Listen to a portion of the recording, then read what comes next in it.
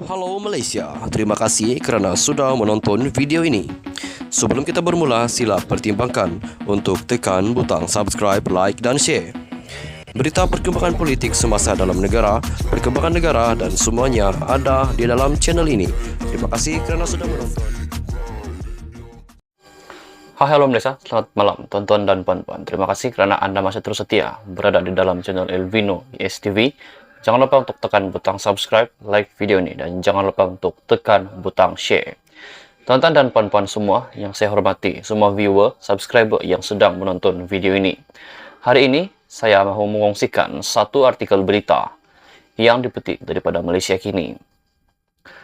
Keputusan permohonan Rosmah batalkan kes rasuah solar pada 22 Jun. Rosmah Mansor akan mengetahui pada 22 Jun jika mahkamah memberi kebenaran terhadap permohonannya untuk meneruskan cabaran undang-undang bagi membatalkan kes rasuah terhadapnya yang dikaitkan dengan projek tenaga hybrid solar bernilai RM1.25 triliun ringgit.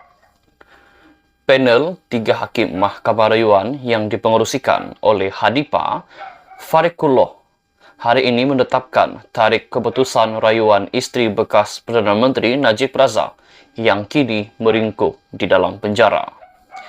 Awal pagi ini, panel hakim yang turut dianggotai Hakim Mahkamah Rayuan Cik Muhammad Ruzimah Ghazali dan Si Mu Chun mendengar hujahan lisan daripada pasukan peguam Rosmah serta pihak pendakwaan.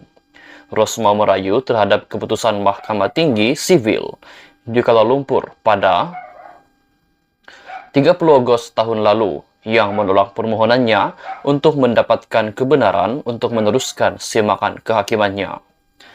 Dakwanya, dari awal lagi, kes solar itu sepatutnya dibatalkan kerana pelantikan mendiang Gopal Sriram sebagai Ketua Pendakwa Raya adalah tidak sah. Pada 1 September tahun lalu, Mahkamah Tinggi Bahagian Jenayah di Kuala Lumpur mendapati dirinya bersalah dalam kes rasuah itu dan menjatuhkan hukuman penjara selama 10 tahun dan denda RM970 juta ringgit.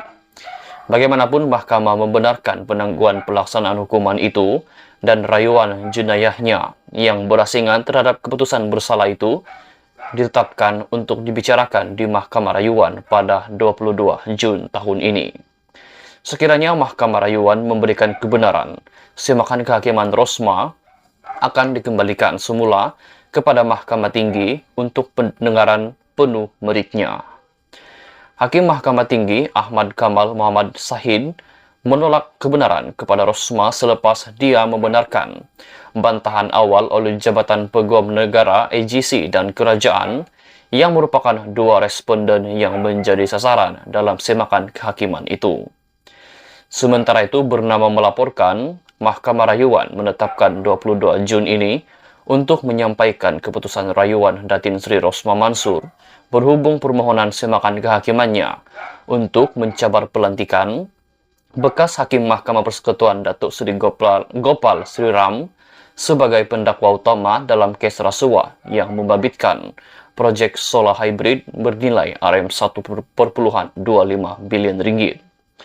Hakim Datuk Hanipa Fariqullah yang mengetuai panel 3 hakim menetapkan tarikh itu selepas mendengar hujah peguam Datuk Jagjit Singh dan Datuk Akberdin Abdul Kadir dan Peguam Kanan Persekutuan Samsul Bol Hassan dan Liu Hong Bin yang bertindak bagi pihak Peguam Negara, Pendakwa Raya, Kerajaan Malaysia dan Sriram yang dinamakan sebagai responden.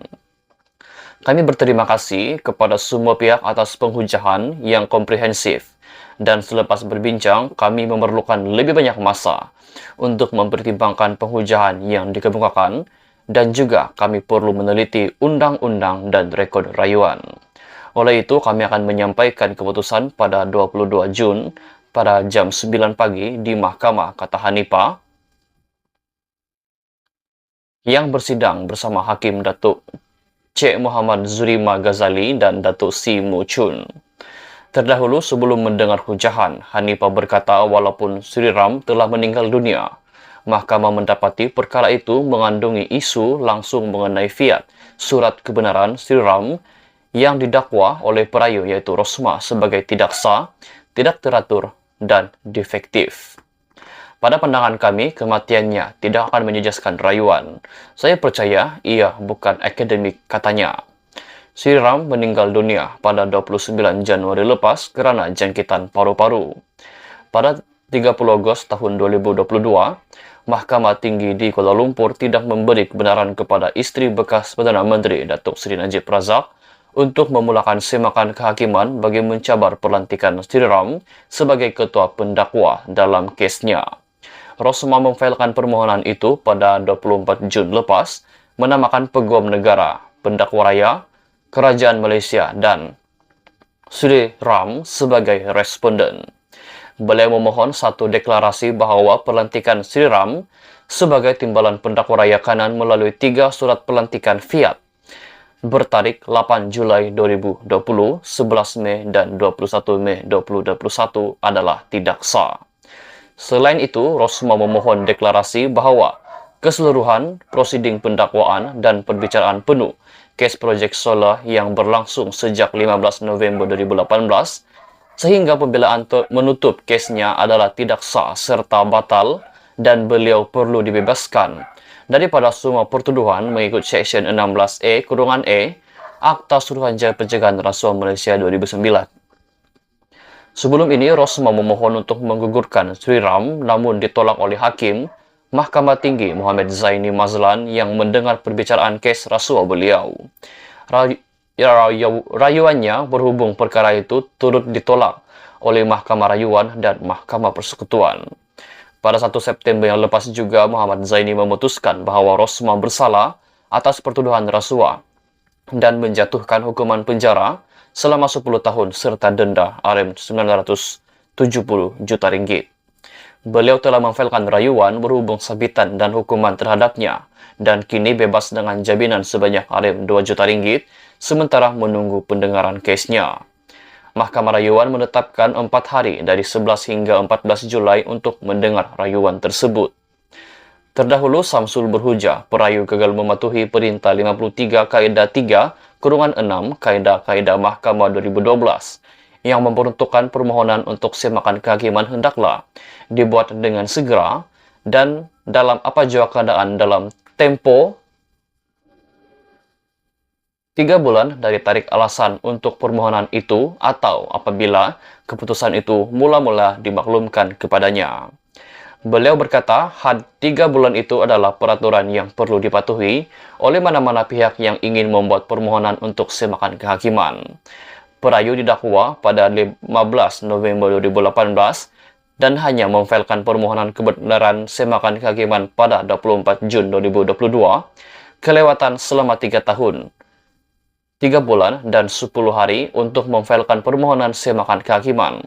Oleh itu, kami memohon agar rayuan itu ditolak dengan kos tambahnya. Akberdin berkata permohonan kebenaran difailkan dalam tempo masa dan mahkamah perlu membenarkan permohonan itu serta menghantar semula perkara itu ke Mahkamah Tinggi untuk hujah substantif. Tuan-tuan dan puan-puan, itulah berita kita pada hari ini yang bertajuk keputusan permohonan Rosmah batalkan kes rasuah solar pada 22 Jun. Tuan-tuan dan puan-puan, apakah pendapat Anda dengan berita yang baru saya kongsikan ini? Adakah Anda setuju ataupun Anda tidak setuju? Anda boleh tinggalkan komen Anda di bawah. Terus setia berada di dalam channel ini untuk ulasan berita yang seterusnya. Bye-bye.